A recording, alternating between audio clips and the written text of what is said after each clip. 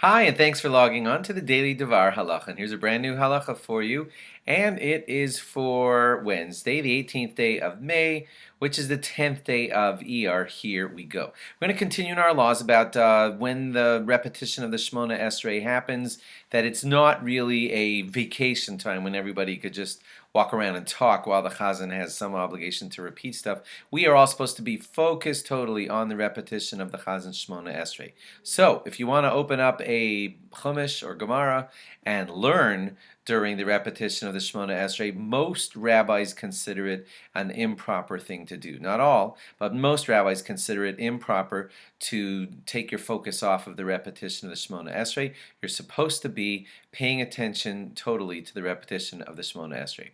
If a person wants to talk during repetition of the Shemona Esrei, we discussed that yesterday. It's really viewed as a strict problem that you should stop people from, yell at them, really do whatever you can to get them to stop, because it's just awful to be blowing off there is the Chazan repeating things for you, acting like our lawyer, and we're just like, that's a terrible thing to do, to talk while Shemona Esrei is being repeated. Now, you may not know this, but when you finish your quiet Shemona Esrei, while waiting for the repetition of the Shemona Esrei from the Chazan, you're not supposed to be talking then either. That is a silent time, and no one should be speaking then. You probably see a lot of people, yes, speaking then, but it's just because they don't know, and it's not proper to be speaking then, and at the very least, it interrupts all the people around you who should be allowed to keep their concentration.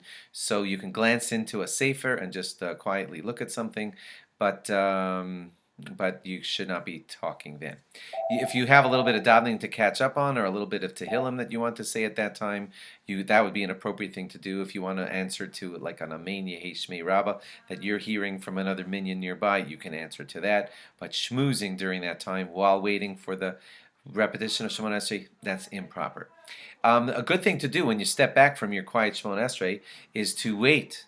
You step back like 3 steps, you wait there, right there where you took your 3 steps back, and stand still. Some rabbis even say that you should stand that way, like the same way you stand for your Shemona Esrei, just with your feet together, waiting politely, and that's the better way to stand, and to stay that way, possibly if you can, all the way until Kedusha restarts, which is maybe a minute or 2 or 3 away, and you should wait like that until Kedusha, then take your 3 steps forward when it's time for Kedusha.